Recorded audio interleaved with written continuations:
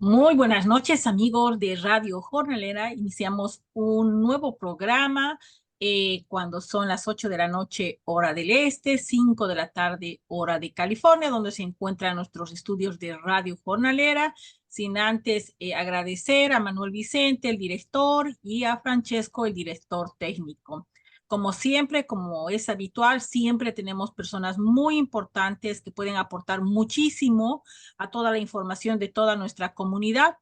También tenemos una invitada y junto a mi compañera Rosana Araujo seguiremos tratando de traer cosas productivas para todas nuestras comunidades. Gracias, Jacqueline. Buenas noches a toda nuestra audiencia de Mujeres por el Cambio que nos acompañan jueves a jueves. Como decía Jacqueline, hoy tenemos una invitada, como todos los jueves, que son de lujo, porque vamos a conocer su historia y conocer cómo se ha involucrado en esto que nosotros le llamamos activismo y que algunas personas dicen, ¿cómo activismo? Sí, esto de activarnos para elevar nuestras voces en la comunidad. Así que gracias, Jacqueline, bienvenida también. Y como decíamos, bueno, estamos en este clima que también nos da el empuje para poder hablar y demandar y reclamar a la justicia, a las personas que están también a cargo de todo lo que sucede en la comunidad, bueno, los hechos que nos repercuten. Así que yo quiero darle la bienvenida y agradecerle desde ya a Patricia Villar. Ella es también ahora, como le vamos a decir, del movimiento, de este movimiento de activación por, bueno, los derechos de todos que necesitamos tenerlos. Así que gracias Patricia y que vamos a conocer su historia. Bienvenida, gracias por aceptar nuestra invitación. Muchas gracias, Roxana, por invitarme al programa. Buenas tardes a todas las personas que están escuchando y encantada de poder participar y aportar mi experiencia aquí con todos vosotros. Y como es habitual, queremos conocer a Patricia Villar desde cuándo está en los Estados Unidos. Queremos saber sus sueños de niña. Queremos saber cómo ha llegado aquí a los Estados Unidos para entender un poco más. Queremos conocer a la Patricia desde antes. Sí, pues mi historia es un poco curiosa porque yo nací en España, en un pueblecito muy pequeño del norte de España, 500 habitantes. Ahí viví la mayor parte de mi adolescencia hasta que empecé la universidad. Hice mis estudios en la capital de la provincia de Asturias, que es bueno, la provincia donde yo nací en España. Estudié físicas y justo después de graduarme me fui a Madrid para empezar a trabajar en Ericsson en una empresa de telecomunicaciones. Esto fue en el año 2002. Estuve trabajando 2 años para Ericsson en temas de telefonía móvil y en el 2004 hubo una crisis en el sector de las comunicaciones que afectó a la compañía para la que yo trabajaba. Me quedé sin trabajo.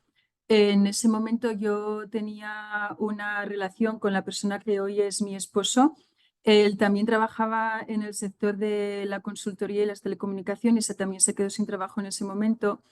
Y nos surgió la posibilidad de venirnos a América, no inicialmente a Estados Unidos, a trabajar en un negocio familiar que mi cuñado, que vivía en la República Dominicana, había creado hacía años. Él tenía una empresa de distribución que le vendía productos de alimentación a la mayor parte de los hoteles y resorts que están en la zona de Bávaro y Punta Cana. Mi cuñado es español, tenía relaciones con algunos de los grupos hoteleros más importantes de España que operaban en la República Dominicana y estaba buscando una persona que pudiese llevar las operaciones en la zona de Bávaro. Como mi esposo y yo nos quedamos sin trabajo en ese momento, decidimos casarnos y el día después de la boda nos fuimos de luna de miel a uno de los clientes de la empresa para la que trabajaba mi cuñado, y después de la luna de miel empezamos a trabajar en Bávaro, en la empresa de distribución.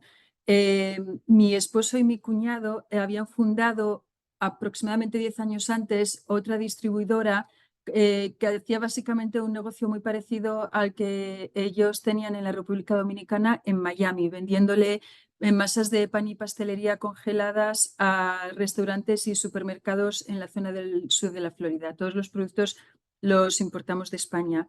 Y en el momento en el que nosotros estábamos en la República Dominicana, no habían pasado ni 6 meses cuando recibimos una llamada que la persona que estaba llevando el negocio aquí en Miami tenía algunas dificultades y quería que viniese alguno de los propietarios a echar un vistazo y ayudarla con el negocio aquí en Miami. Mi esposo y yo en ese momento decidimos venir a ver qué es lo que estaba pasando, inicialmente por una semana. Y lo que empezó como una semana acabó siendo una aventura que lleva ya 20 años.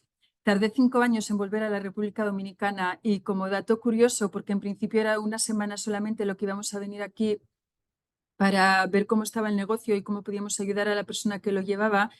La semana anterior nosotros habíamos comprado una casa para vivir en Bávaro. Habíamos comprado los muebles, no nos los habían entregado todavía, nos los iban a entregar la semana después de volver del viaje de Miami. Y nunca llegué a ver los muebles, nunca llegué a ver la casa.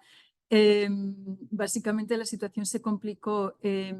La distribuidora que estaba operando aquí en Miami tenía una situación económica bastante complicada. Había una deuda muy grande con el proveedor de España y básicamente teníamos dos alternativas: o cerrábamos el negocio y dejábamos las operaciones en Estados Unidos, o nos quedábamos para ver si podíamos tratar de renegociar la deuda con el proveedor, aumentar la cartera de clientes y salvar el negocio.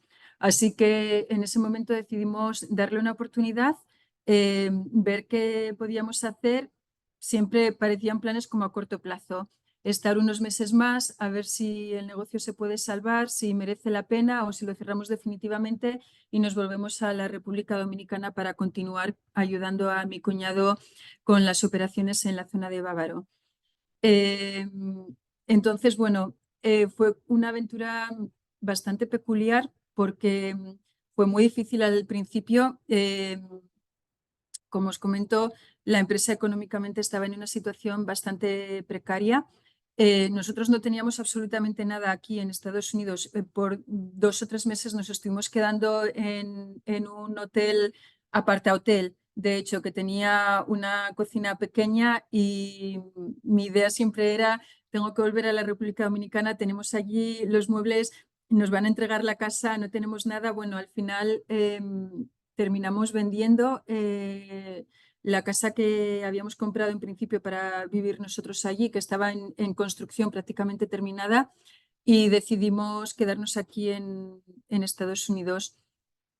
Fue una situación al principio dura y complicada, y me imagino que esta experiencia no es única para mí. Los oyentes que nos estén escuchando que vengan de otros países, me imagino que se sienten identificados con esta experiencia al principio, cuando uno llega a un sitio nuevo en el que no conoce a nadie. Económicamente es duro al principio también, aunque yo me considero privilegiada porque la decisión de quedarme fue mía. Siempre tenía la opción de ir a otro país y seguir trabajando en ese otro país, pero cuando tomé la decisión de quedarnos aquí en Estados Unidos e intentar salvar el negocio familiar, nuestra economía dependía 100% de un negocio que estaba en una situación difícil, complicada. Y nuestro objetivo era aumentar la cartera de clientes, tratar de conseguir más cuentas y venderle los productos a más personas para hacer las operaciones realmente más rentables. Así que al principio fui un poco la mujer orquesta. Yo no tenía experiencia en ventas, nunca había tocado en una puerta para pedirle a una persona si quería probar el producto y comprar de nuestros clientes. Yo trabajaba, mi experiencia en España era trabajando para una empresa de telecomunicaciones detrás de una computadora y haciendo algo totalmente distinto. Recuerdo que la primera vez, el primer día que salí a hacer ventas en Miami, y todos los negocios a los que visité me dijeron o en este momento no me interesa o a mis clientes no consumen pan español o por un motivo o por otro, todos me dijeron que no. Y llegué a casa totalmente desolada, pensando que iba a ser muy difícil conseguir el objetivo, pero bueno, al final, con mucho esfuerzo y perseverancia, conseguimos sacar el negocio adelante. La compañía todavía está activa hoy en día. Yo ya no estoy involucrada 100% en las operaciones del negocio. Mi esposo es el que lleva el día a día. Decidí dedicarme a otras cosas profesionalmente después de unos años trabajando juntos, pero esa fue mi experiencia y mis orígenes aquí en Estados Unidos al principio. Sin duda que se da como para preguntar muchas cosas porque cada relato tuyo que mencionabas es como, bueno, es conectar con nuestra situación, ¿no? Y algo que a mí me da alegría tener hoy esta entrevista es porque generalmente nosotros somos los que emigramos a España. Elegimos irnos a España y que alguien que venga de España y que de alguna manera viva la misma situación que nosotros, ¿verdad? De que hay todo como un mito de que, bueno, los españoles lo van a tener mejor, la van a pasar mejor, pero creo que es esto mostrar que emigrar no es fácil, nos vuelve vulnerables y que de alguna manera también te hace empática, porque el tener que salir a una comunidad que no conocías, con tu lenguaje, con tu dialecto, que me imagino que se te debe haber sido a veces difícil, que no te entienden cuando hablas, y que tiene una carga histórica también, porque, bueno, venir de España y a venir a la América no es fácil, porque, bueno, hay todo una conexión de amor y odio en algunos casos. Pero quería preguntarte, ¿cómo sentiste o cómo de alguna manera sentís esa empatía con las comunidades inmigrantes aquí y te hace llegar a que, bueno, quieras levantar la voz por la misma situación en la que estamos todos, ¿no? Que es la desigualdad y bueno, y que después más adelante llega esto de levantar la voz por una contaminación ambiental. Pero ¿cómo te conectas con esto? Sí, gracias por hacerme esa pregunta porque es un tema interesante. Cuando yo me fui de España con 24 años, tenía en ese momento y había vivido toda mi vida en España. Había hecho algún viaje al extranjero, nunca a América Latina. Había estado en una ocasión en el Reino Unido, otra en Irlanda y otra en Estados Unidos, siempre con becas del gobierno español para practicar el inglés, pero nunca había tenido la ocasión de viajar a América Latina. Tenía desde pequeña una conexión muy fuerte con América Latina porque, como tú mencionas, la mayor parte de los españoles o tuvieron en un momento algún familiar que emigró a algún país de América Latina o conocen a alguien que lo tuvo. Y en mi caso, eh, mi abuela por parte materna era la única mujer de 9 hermanos y sus 8 hermanos, todos ellos emigraron a México para trabajar en negocios que algún conocido o algún familiar suyo tenía en México. Eso es por parte de la abuela de mi mamá. Tengo primas que sus familiares habían emigrado a Venezuela. En el caso de mi esposo, sus padres emigraron a la República Dominicana buscando mejores oportunidades que en España. Entonces, cuando yo salí de España y fui inicialmente a la República Dominicana con 24 años, ese fue el primer momento en el que tuve la ocasión de estar personalmente por primera vez en un país de América Latina, pero tenía ya una conexión con el continente precisamente por la relación que mis familiares habían vivido allí. Y tuve dos sensaciones. La primera, cuando coge el avión, son aproximadamente 8 horas de vuelo y aterrizo en la República Dominicana, lo primero que me llamó la atención es, después de un viaje tan largo, que llegues a un sitio en el que las personas hablan el mismo idioma. Eso me sorprendió mucho porque mis experiencias anteriores habían siempre sido llegar a un país en el que se habla un idioma distinto al mío y en algunos casos eran viajes muchos más cortos.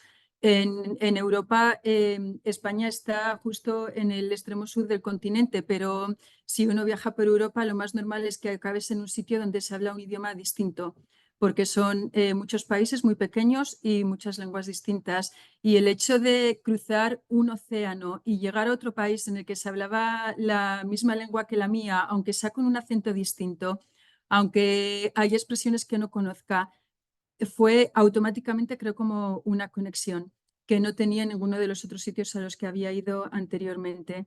Y después es el reconocimiento de todo lo que América Latina le ha dado y le sigue dando a España. Que es algo que siempre reivindico ahora cuando vuelvo a España y hablo con amigos y conocidos, aunque sí, en España se estudia lo que fue la colonización y todo lo que América Latina le aportó, tanto cultural como económicamente a España. Me parece que en general los españoles, sobre todo los que no han estado nunca en América Latina, no tienen una apreciación lo suficientemente fuerte por todo lo que América Latina le ha dado a España. Se tiende a valorar en muchos casos más la aportación de España a América Latina y no tanto al revés. Y me parece que no se le hace justicia en ese sentido. Yo le estoy profundamente agradecida. En los 9 meses, un poco menos de 9 meses que viví en la República Dominicana, una de las cosas que más pena me dio de dejar el país cuando tomamos la decisión de quedarnos definitivamente en Estados Unidos fue la gente. El latino en general tiene un carácter muy abierto, muy amable, siempre con disposición de ayudar a los demás y eso es algo que, por ejemplo, en Estados Unidos, cuando uno viene aquí, la cultura americana es más independiente. No quiero decir con esto que los americanos no sean amables, no sean educados y no te intenten ayudar en un momento dado si uno lo necesita, pero son personas muy reservadas, muy fieles a su intimidad y cuesta mucho más trabajo establecer la relación social, la conexión, incluso lo que tú dices, cuando uno se quiere involucrar en causas sociales, ese contacto humano, que me parece que es más fácil establecerlo en América Latina. Así que mi impresión al llegar a América Latina fue primero la sorpresa de después de un viaje tan largo encontrarte con alguien que habla tu mismo idioma, porque cuando vas a un sitio que tiene una lengua distinta, solamente la barrera del idioma hace que sea mucho más difícil establecer esa conexión. Y luego también el agradecimiento por todo lo que América le ha dado a España. Hoy en día también yo sé que por la situación también en América Latina hay mucha gente que está viviendo allí en España y espero, ojalá, esa sea la experiencia de todas las personas que conocen gente que viven allí hoy en día, que los españoles tengan la misma gratitud y les den el mismo apoyo a todas esas personas de América Latina que están allí hoy, porque realmente nuestros países de América Latina le han dado mucho a España. A mí también, en particular, yo estoy muy agradecida. Qué bueno, qué bueno. Esa experiencia creo que muchas personas la tenemos de alguna manera positiva, otros que digamos son menos afortunados de entrar por la frontera, la pasan duro, pero son experiencias muy, muy valiosas. Entrando un poco al tema, sabemos que tú eres una residente del Doral y en estos últimos tiempos se ha hablado muchísimo de la contaminación, el cambio climático. Y es un tema que todo el mundo está preocupado porque queremos dejar pues a nuestras generaciones pues un ambiente sano para que puedan vivir y vemos muchas cosas ahí que digamos están andando como mal, o sea, nuestras autoridades no están defendiéndonos, no sé qué es lo que está pasando y esto se da a conocer por mucha gente que a veces está tan metida en su trabajo que no saben qué cosas tienen en el barrio, ¿no? Y el 12 de febrero del 2023, pues hay un incendio en el Doral, en el basurero, y empiezan a salir gases y como que un poco ha habido mal de publicidad a esto, lo que estaba pasando. Quisiera que nos comentes un poco cómo es todo esto a las personas que, digamos, no saben de este incinerador y de cuán peligroso es para todas las comunidades, no solamente del Doral, porque el hecho de que las autoridades quieren cambiar a otro lado es lo mismo, o sea, no tienen el ánimo de dar soluciones ecológicas para este tipo de problemas. Sí, el tema del incinerador, que fue un tema, yo me empecé a involucrar a raíz del incendio porque, como comenté antes, aunque llevo 20 años viviendo aquí en la zona del Doral, eh, hasta que se produjo el tema del incendio, mi casa está aproximadamente a 3 millas de distancia. Hay personas que viven muy cerca de la planta incineradora que llevan años sufriendo los inconvenientes de los malos olores que se asociados a operar residuos cerca de zonas residenciales y el tráfico de camiones entrando y saliendo en la incineradora, porque la incineradora procesa millones de toneladas de basura al año y eso es un tráfico constante de operaciones, aparte de que los camiones están entrando y saliendo las 24 horas del día. Yo no sufría directamente esos inconvenientes, pero a raíz del incendio mi preocupación fundamental fue la contaminación y la calidad, los efectos que el incendio pudiese tener en la calidad del aire.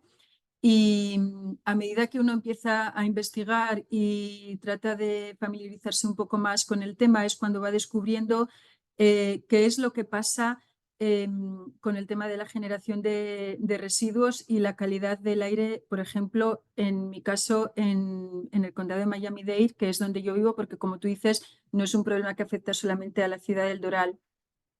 Y creo que la situación que nosotros tenemos aquí es una situación que, por desgracia, pasa en muchos otros sitios.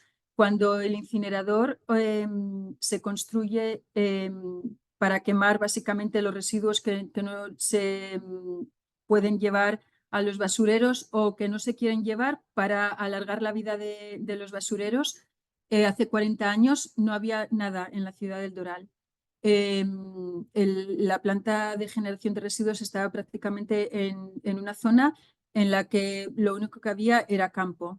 En un momento dado, el condado de Miami-Dade crece de manera muy rápida. Yo siempre digo, una de las características de Miami-Dade, precisamente por su proximidad a América Latina, es que cuando hay crisis económicas muy fuertes que afectan a países de América Latina, se tiende a producir un crecimiento muy rápido de la población en el condado de Miami-Dade porque está relativamente cerca. Es Estados Unidos, pero uno se siente y todos aquellos que pueden, en su mayoría, entran en Estados Unidos por Miami-Dade. Eso pasó con la crisis en Colombia con el tema del narcotráfico, pasó con la crisis en Venezuela y el deterioro de la situación económica, y la mayor parte de las personas que en esos momentos dejaron esos países entraron a Estados Unidos por Miami-Dade. Hay una necesidad de aumentar la vivienda y de construir o desarrollar zonas que hasta ese momento no estaban desarrolladas, y el condado da permisos para la construcción de zonas residenciales muy próximas a la planta donde estaba operando el incinerador. La mayor parte de las personas que se vienen a vivir a la zona del Doral en ese momento son hispanas. En la inmensa mayoría, más del 85% de las personas que se mueven aquí no hablan el inglés o tienen un conocimiento limitado del idioma inglés, y en su momento, en muchos casos, ni siquiera saben que la incineradora está operando aquí en el Doral, o si lo saben, no son conscientes de los riesgos que puede suponer vivir tan cerca de una planta de procesado de residuos. En los últimos 40 años, la planta incineradora está totalmente rodeada de viviendas, colegios, en algunos casos colegios infantiles. Tenemos niños que llevan la mayor parte de su vida viviendo en un radio de unas pocas millas alrededor de la planta incineradora, y hay un desconocimiento bastante grande sobre los riesgos que puede tener para la salud el vivir en esa zona. Cuando se produce el incendio, se dan casos de personas que tienen problemas respiratorios asma y otra serie de molestias, y uno empieza a investigar y se da cuenta de que, aunque es muy difícil demostrar que hay una relación directa entre vivir tan cerca de una planta de generación de residuos y el impacto que puede tener para la salud, científicamente es prácticamente imposible demostrar que los efectos que una persona puede tener están directamente relacionados por la proximidad. ¿Por qué? Porque hay muchos otros factores. El factor genético puede influir, el estilo de vida que uno lleve también puede influir, pero lo que sí está claro es que si no es una relación que se puede demostrar 100% desde el punto de vista científico, parece que hay bastantes indicios que nos llevan a la conclusión de que sí hay riesgos para la salud para personas, particularmente personas en lo que se consideran los grupos de alto riesgo, si tienen alguna condición preexistente, si son asmáticos, si han estado sometidos a tratamientos de cáncer o quimioterapia que pueden bajar las defensas. El vivir en una zona con una calidad del aire baja puede acabar teniendo efectos negativos para la salud. Estas plantas de generación de residuos, por su mayoría, suelen estar en zonas donde viven o personas de bajos recursos o personas con un conocimiento limitado de la lengua y del idioma, y que cuando se van a vivir a esas zonas no saben cuáles son los efectos que las operaciones de que esta planta puede tener para su salud. Así fue como yo me empecé a involucrar con el tema del incinerador. A medida que investigué y descubrí un poco más, me di cuenta, por ejemplo, que cuando la planta incineradora tiene que renovar el permiso de lo que llaman Title V, que es uno de los permisos que pide la Agencia de Protección Medioambiental para garantizar las operaciones de la planta, hay un proceso que se tiene que hacer, se tiene que emitir una nota que tiene que estar publicada en medios de comunicación para que la gente, el público en general, sepa que se está solicitando la renovación del permiso para las operaciones de las plantas, y si quieren alegar o dar sus comentarios, hay un periodo de 30 días para hacerlo. Esa publicación, por ejemplo, se hizo en un medio de comunicación que estaba solamente en habla inglesa, no se publicó en ningún medio de comunicación en español, y se hizo en una publicación especializada en temas legales, en la que la mayor parte de los residentes y las personas que vivimos cerca de la zona, por lo general, no leemos. Entonces, hay cierto tipo de, digamos, de temas que se suelen hacer que afectan a poblaciones más desfavorecidas, o bien por temas económicos o por el conocimiento limitado de la lengua inglesa, que hacen que acaben sufriendo las consecuencias de este tipo de plantas. La incineradora está ubicada en El Doral. Es una ciudad que tiene aproximadamente 80.000 habitantes hoy en día y procesa más del 60% de la basura que se genera en todo el condado de Miami-Dade, en el que viven 2,7 millones de personas. Entonces uno se tiene que preguntar cómo es posible que este tipo de planta haya estado operando durante tanto tiempo rodeada de zonas residenciales. Hay 2 colegios elementales a menos de media milla de la planta, hay parques públicos, hay personas que viven literalmente al cruzar la calle de la incineradora, que no pueden salir a sus patios y tener comidas o reuniones sociales con sus amigos o familiares porque los olores no se lo permiten. A consecuencia de toda la labor de activismo que se realizó en la ciudad del Doral, y gracias al interés de muchos residentes, hablamos con las autoridades y el condado aprobó el cierre definitivo de la planta, pero están en proceso de evaluación para construir una nueva incineradora mayor, con más capacidad de la que estaba operando en la ciudad del Doral, en otro sitio del condado. Todavía no se ha decidido. La preferencia del condado es que se construya en una zona que llaman Opa-locka West Airport, que está en la esquina noroeste del condado de Miami-Dade. No hay cerca zonas residenciales dentro del condado de Miami-Dade, pero esa zona que está propuesta como preferente para el condado está a menos de media milla de una zona residencial ya en el condado de Broward. Y está muy cerca también del límite de los Everglades, que es donde están una de las mayores reservas de agua del condado de Miami-Dade. Con lo cual, el sitio preferente que está proponiendo el condado presenta también problemas para construir una planta de generación de residuos del tamaño y las características de las que se está proponiendo.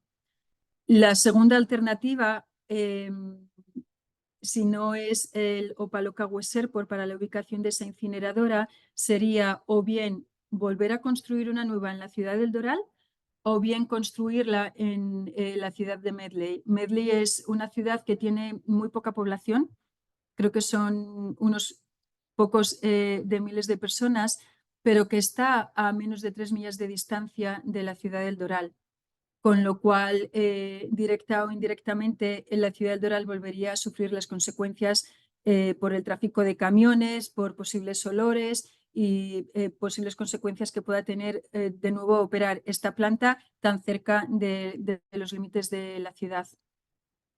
Entonces, como activista, la pregunta que yo me planteo es, si no hay ningún sitio que sea óptimo para la construcción de esta planta incineradora, ¿por qué hay tanto empeño en construir una nueva planta que supone una inversión aproximadamente, según los cálculos del condado, de 1.400 millones de dólares, en lugar de buscar formas para reducir la generación de residuos o tratar los residuos de una manera más sostenible? Y yo quería hacer como varios paréntesis dentro de lo que decías, Patricia, porque en esto que mencionabas de las ciudades a las que posible o tentativamente se puedan hacer estas nuevas plantas, o a veces dicen una planta, pero sabemos que son muchas dentro de una Sí, incineradora de basura. No están tan alejadas o las ciudades unas de las otras. Tengamos en cuenta que Miami, como mencionabas, está súper poblado, porque a diferencia de hace 20 años cuando llegamos nosotras u otras personas que hace mucho más, estaban, bueno, las áreas eran más rurales, pero ahora cada vez por esto de también el otro tema del desplazamiento, ¿no? Y de la construcción acelerada, indudablemente va a quedar en un lugar que haya población y que esté rodeado y además que los gases que pueden emanar contaminan el aire como contaminan el suelo. Entonces, la contaminación está. Ahora, otra interrogante que existe también es, podríamos decir, y es una especulación, ¿no? Pero quizás que el gobierno local también sea cómplice de la venta de estos terrenos, porque convengamos que el Doral vive gente de un poder adquisitivo ahora un poquito más elevado que clase media o trabajadora como la conocemos.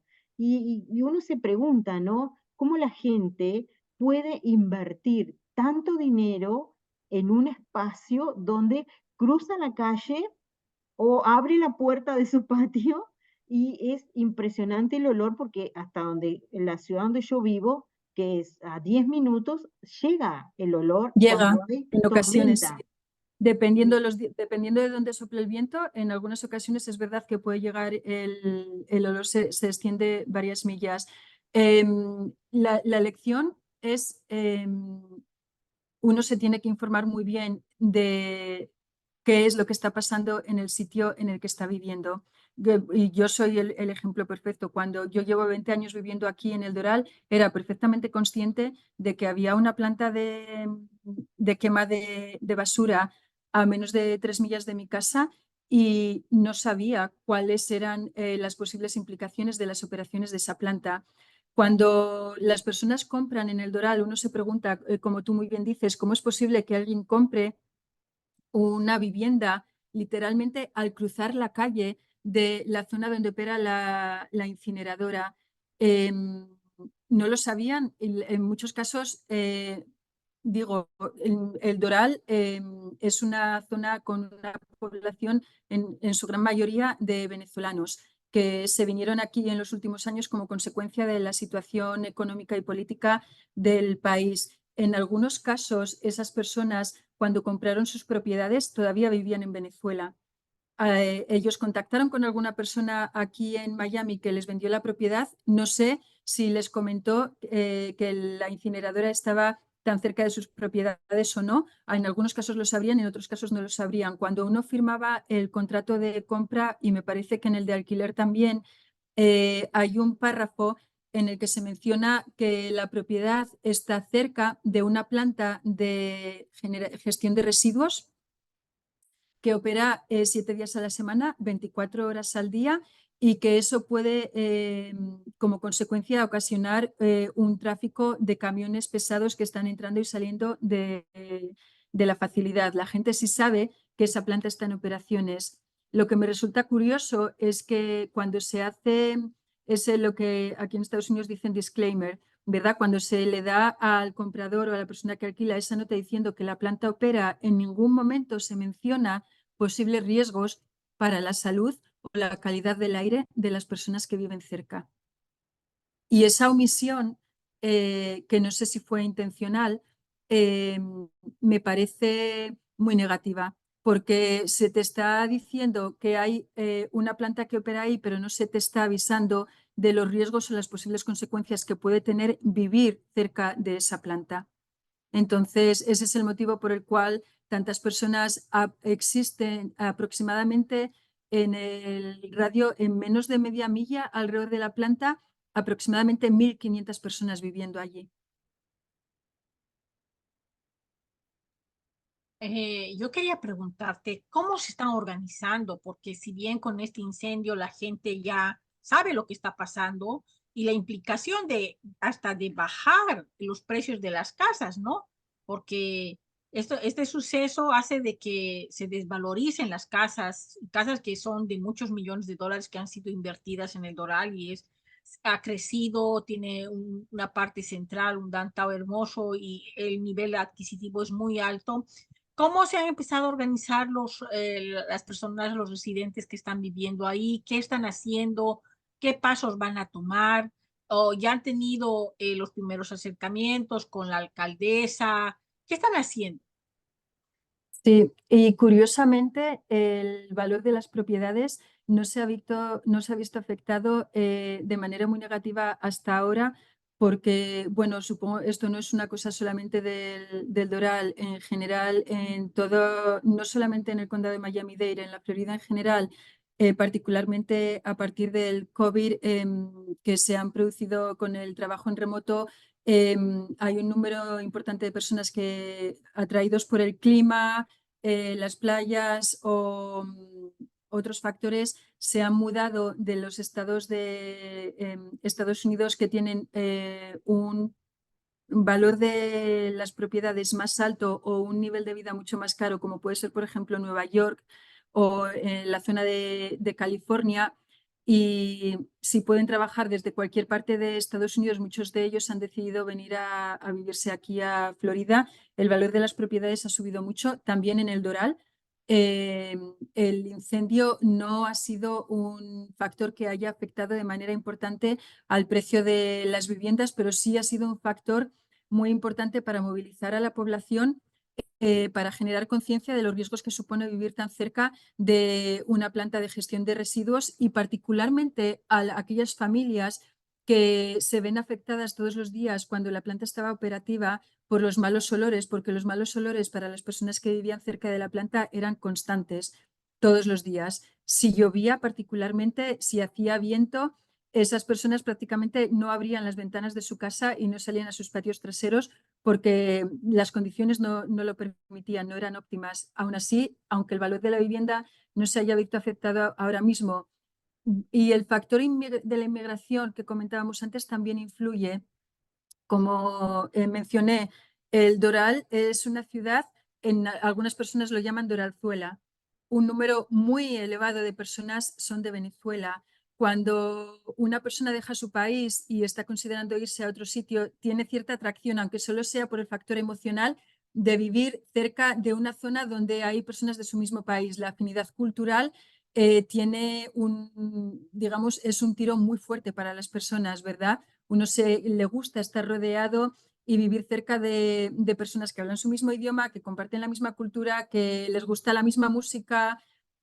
Son muchos de esos factores los que hicieron que, aun sabiendo que la planta estaba ahí, las personas quisieran venir a vivir aquí al Doral, o bien tenían familiares o amigos o cosas así. ¿Cómo se movilizan? Se movilizan a raíz del incendio con un grupo de WhatsApp que se crea, que tiene prácticamente 1000 participantes, en el que se comparten actualizaciones sobre lo que está pasando con el incendio. Se tardó casi un mes en apagar definitivamente y en controlar el incendio. La planta estuvo con fuego activo prácticamente por 30 días. Los bomberos tuvieron que demoler parte del edificio para poder llegar a la zona donde estaba el incendio, porque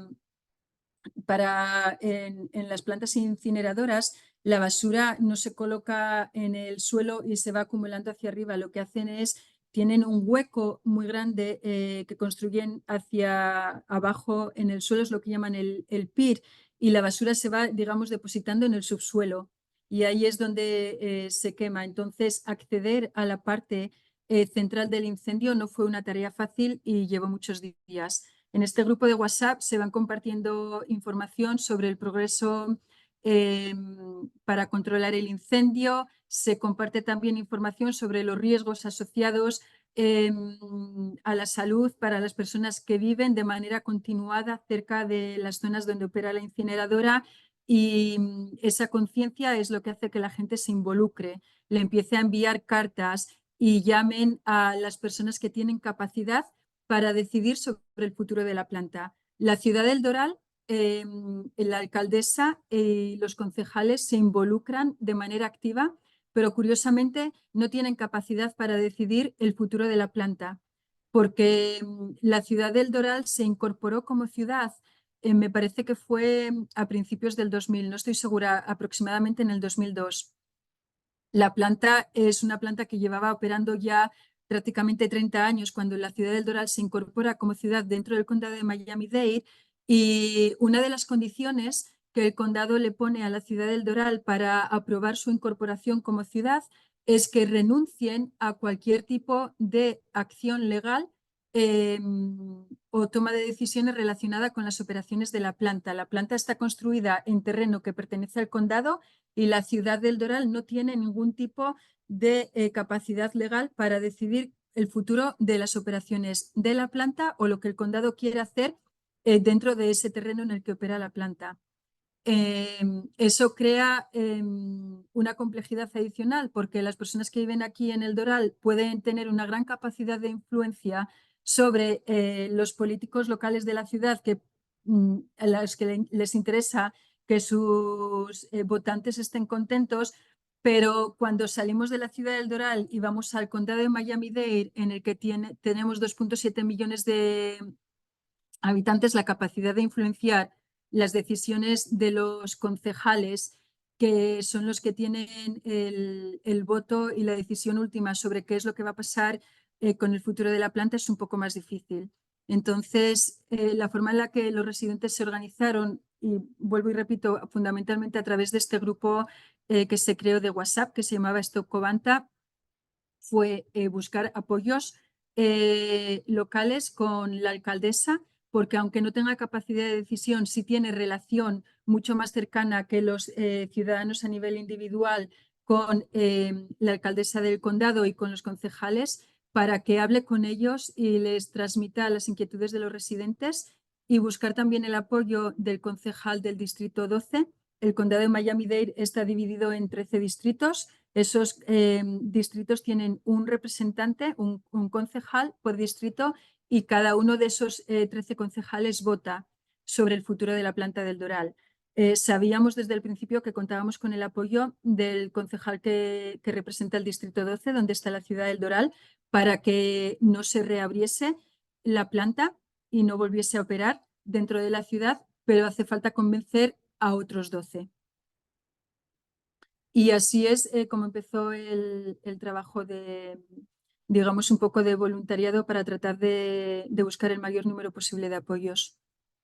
O sea que podemos decir que o quizás, ¿no? Hayan como muchos culpables, pero muy pocos son los que realmente se sienten responsables de esto y afectados hay muchos más que son los que están pagando por estas consecuencias, ¿no? Y me parece tan interesante escuchar, porque general, lo que mencionas, ¿no? De que, bueno, el accidente, como dicen, así le fue la carátula que le pusieron, que fue un accidente, esta explosión, afecta a la ciudad del Doral, pero que en realidad es una cosa que nos está afectando a todos, porque al tener una jurisdicción, Miami-Dade, el condado, estamos todos involucrados en esto y deberíamos de tomar conciencia. Por eso es tan importante poder conversar, como lo estamos haciendo hoy con Patricia, que nos cuente, porque habitualmente pensamos, ah, bueno, esto solo pasa en Doral, pero no, esto es el comienzo de algo que puede ser quizás, y mencionaba Sopaloca, está muy cerca también de donde yo vivo, que es Jalealía, o muy cerca de donde vive Jacqueline. Entonces, hay algo que tenemos que tener en cuenta y que es educarnos y concientizarnos que esto no es un problema de los que viven en el Doral. Quizás por desconocimiento, quizás por apatía, ignorancia. Y eso es algo que te quería preguntar. ¿Cómo te enfrentas todos los días a una comunidad que, bueno, lo ve como algo natural tener en su patio o en su frente una incineradora y que alguien diga, no, despierten que esto es mucho más? ¿Cómo te has llevado con esa relación? Em, es sorprendente el número de personas que se ven directamente afectadas y que aún así deciden no hacer nada. Siempre me sorprende lo difícil que es convencer a la gente para que salgan de sus casas, hablen y se movilicen en los temas en los que les interesa. Sin embargo, algo que también he aprendido, yo no soy una persona que me caracterizase por el activismo o la participación en temas sociales hasta este año. Sin embargo, desde que lo estoy haciendo, tengo que decir que sí, es verdad, uno le tiene que dedicar tiempo. Tiene que tener tolerancia a las frustraciones, como tú comentas en algunos casos, cuando le gustaría ver una mayor participación por parte de sus vecinos y resulta que hay una convocatoria, una manifestación y van 2 personas cuando uno esperaba que fuesen a lo mejor 200, pero al mismo tiempo algo de que he aprendido y de lo que me he dado cuenta es que convencer a las personas que toman las decisiones de cuál es el camino no requiere mucha gente. Lo que llaman la masa crítica, ese número de personas necesario para convencer a la persona que tiene que tomar la decisión de que vaya por un camino o vaya por otro, es un número muy pequeño de personas las que hacen falta. Por eso yo digo, sí, mover a la gente ha sido muy difícil. Yo apoyo la reivindicación de que no reabra la planta del Doral. Una de los temas que más me preocupan en este momento, no por mí, porque yo vivo a 3 millas y en principio no estoy tan afectada como las personas que viven justo al cruzar la calle, pero uno de los temas que más me preocupan ahora que el condado ha aprobado el cierre de la planta, ni siquiera es la construcción de una nueva planta en el Doral, que es una posibilidad real. Me preocupa qué va a pasar con la limpieza del terreno en el que estuvo operando esa planta por 40 años. Justo al lado del edificio donde se quemaba la basura hay una montaña de cenizas que es el producto, el 90, cuando se quema la basura, se reduce el volumen inicial de los residuos que entraron en la incineradora en aproximadamente un 90%, pero queda un 10% de esa basura que se convierte en ceniza, que no desaparece, y esa ceniza se acumula en un terreno adyacente al edificio donde operaba la incineradora y es una montaña de aproximadamente 160 acres, es enorme. La gente puede ir a Google Earth, pone Covanta Doral y ahí pueden ver una imagen aérea de donde está el edificio y justo al lado del edificio van a ver una gran masa gris, que es una montaña de cenizas. Esas cenizas tienen componentes metálicos y está al aire libre. En los días que sopla el viento, las cenizas, entiendo, no soy experta, pero me parece que no hace falta un conocimiento muy profundo para suponer que parte de esas cenizas el aire las va a mover a otras zonas.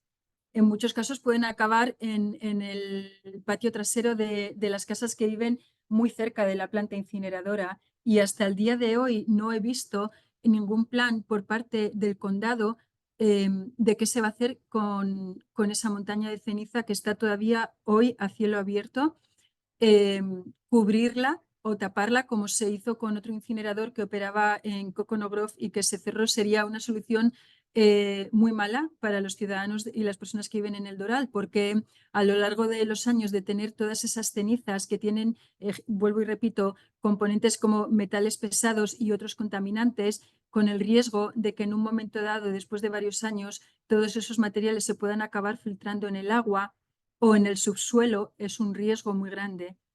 Entonces, me preocupa que no haya por parte del condado un plan de limpieza para el terreno en el que estuvo operando la incineradora, que es un terreno que está contaminado, que todos lo sabemos, y para el cual debería de haber un plan de limpieza. Me gustaría, si hay algún vecino del Doral que escucha este programa, que por favor no se queden en sus casas. Cuando haya alguna manifestación, cuando haya alguna reunión de los comisionados en los que se vaya a tratar el futuro de la planta, es importante ir porque, repito, aunque sean 5 personas, las únicas que vayan a esa reunión de los comisionados, eso es lo que los comisionados van a oír. Si nadie va, asumen que la decisión que tomen es lo que los ciudadanos van a tolerar. Si hay 5 personas que van a la reunión de los comisionados y les expresan a los comisionados sus dudas y sus inquietudes, esa es la opinión que los comisionados van a tener en cuenta a la hora de votar. No se necesita un número muy grande de personas, pero se necesitan algunas personas que vayan y que hablen.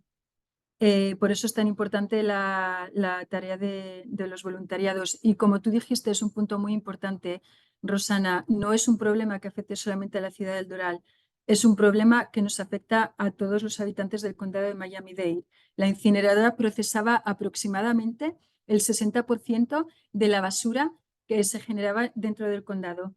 ¿Qué pasa todo este año que esa basura no se quema en la incineradora del Doral? Pues lo que ha pasado es que se lleva a otros basureros y se deposita en basureros. En algunos casos es en el de Medley, en otros casos es en uno que el condado tiene en el sur del condado y me parece que tiene otro basurero también en el norte. La capacidad de esos basureros, que tienen una vida útil dependiendo entre 15 y 25 años, está aumentando a un ritmo mucho mayor de lo que se había planeado inicialmente. En el momento que se llegue a la vida útil de esos basureros, el condado puede tomar 2 decisiones.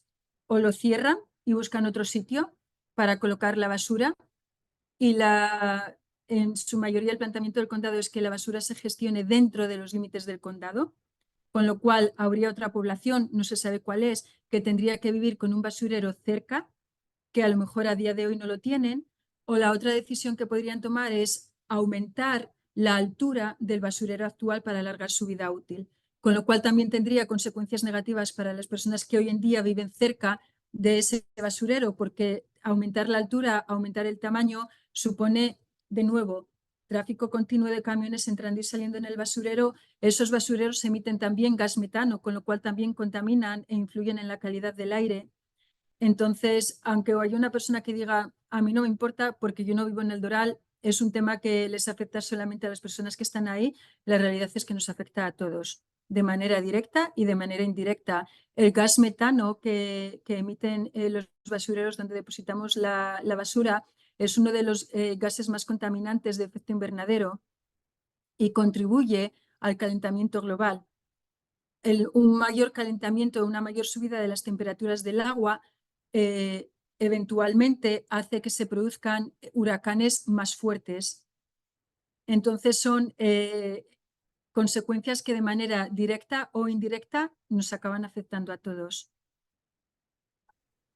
Y se me ocurre en este momento la parte fundamental de que cuando elegimos autoridades, pues si elegimos mal o no votamos, estas cosas pasan porque es muy importante que cada uno que tenga el derecho a votar vote, porque cuando nosotros tenemos autoridades malas, porque esto se había hecho en un momento en que el Doral no estaba muy poblado. Entonces, nuestras autoridades tenían que tomar en cuenta cuando ya veían que había más gente el intentar dar soluciones, pero el camino más fácil es dar la vuelta y mirar a otro lado, ¿no?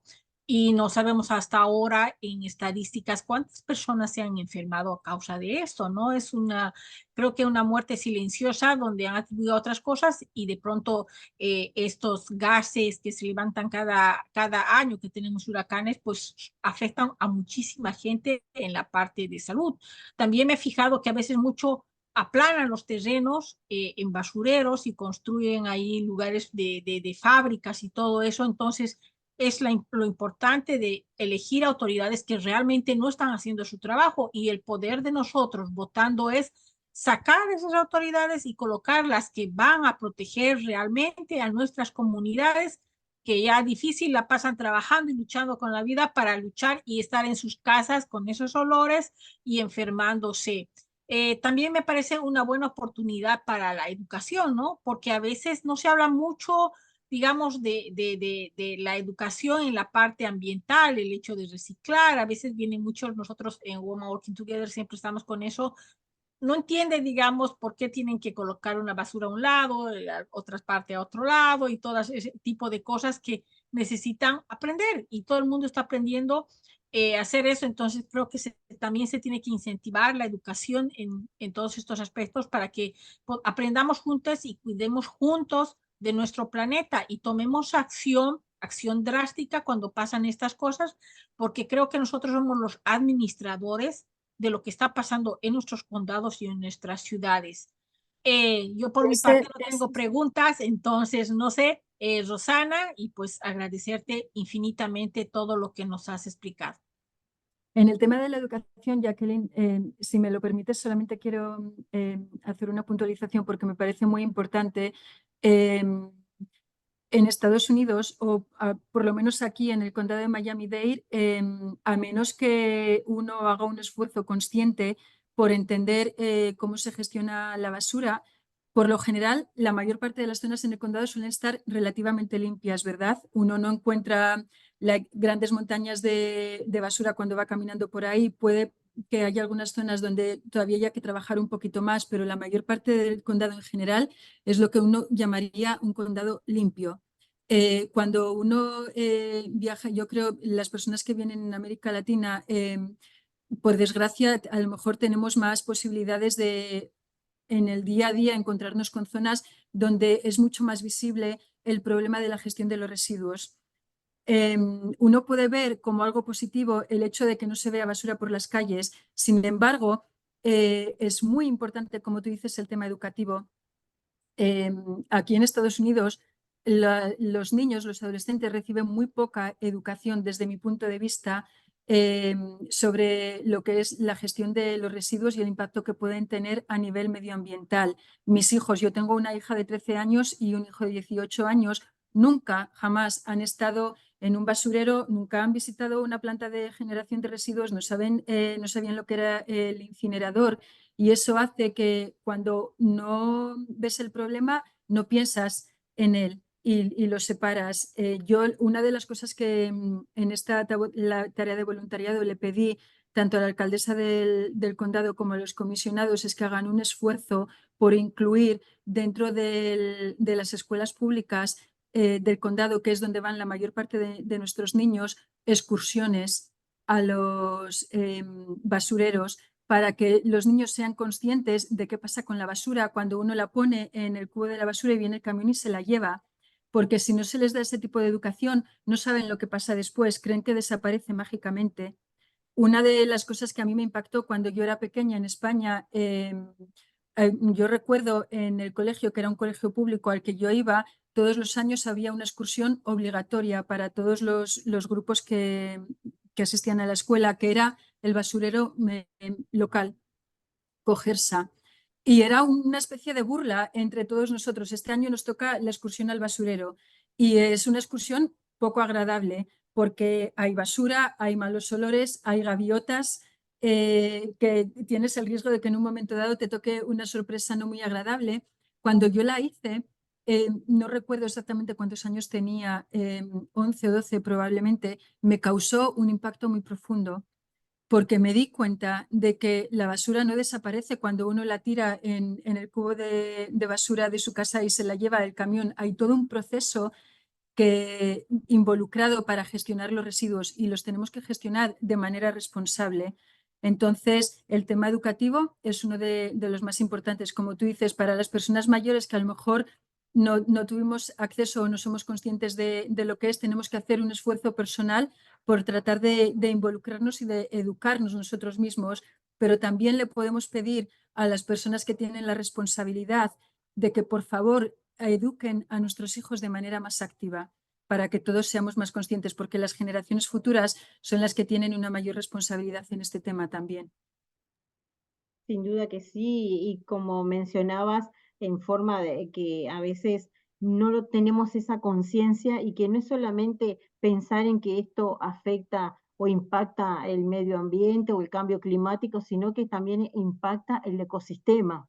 Y cada cadena evolutiva, al tener una ruptura, bueno, provoca un caos. Entonces yo creo que también eso es importante y como mencionabas, y gracias por esta charla tan ilustrativa, porque a veces nosotros hemos escuchado simplemente, nos quedamos con esto de que se quemó el basurero, nos impactó o no nos impactó, pero hay muchas otras cosas que también vienen de la mano con esto. También quiero agradecerte por habernos tomado este tiempo, sé que tenés una agenda muy apretada y que bueno, y que hiciste un espacio para acompañarnos. Y quiero despedirme, pero te voy a dejar el mensaje final a ti, a agradecer a Jacqueline, siempre que estamos haciendo este programa para, bueno, difundir y quizás, bueno, mover un poquito la campanita de decir, tengo que hacer algo, la campanita de la conciencia y activarla para que, bueno, reflexionemos y conversemos con nuestras familias, con nuestros amigos, de que nos pueden poner en cualquier momento, en cualquier lugar, no importa que no sea, que sea Miami, puede ser en cualquier parte del país, un incinerador. Y bueno, y hay muchas otras cosas también que debemos de hablar porque eso nos va a afectar. Así que gracias de mi parte, gracias a todos los que nos han acompañado en Mujeres por el Cambio, jueves 8 de la noche, 5 horas del centro, es que la que siempre me acuerdo, nos pueden acompañar también a través de radiojornalera.org o en nuestra página de Women Working Together. Y le voy a dar el espacio a Patricia. Gracias por acompañarnos y que nos deje su mensaje final. Muchísimas gracias, Roxana, Jacqueline, por invitarme y por darme la oportunidad de participar en el programa. Gracias también a todos los oyentes por escucharme. Simplemente quería dejar un mensaje que no está relacionado con el tema de la incineradora ni del medio ambiente, sino más bien con el tema de la inmigración y de las mujeres trabajadoras. A todas las personas que nos oyen, cuando uno, yo sé, cuando cambia de país, llega a un sitio nuevo, es difícil empezar. Es muy importante, como tú dices, Rosana, buscar apoyo dentro de la comunidad e involucrarse. Así que quería dejar el programa de hoy con un mensaje para todos los que nos están escuchando. Si están pasando por una situación difícil o si acaban de llegar, no entienden muy bien cómo moverse, que no están solos, que busquen apoyo, que hay mucha gente que quiere ayudar y que está involucrada en temas de voluntariado y que por favor sepan que no están solos.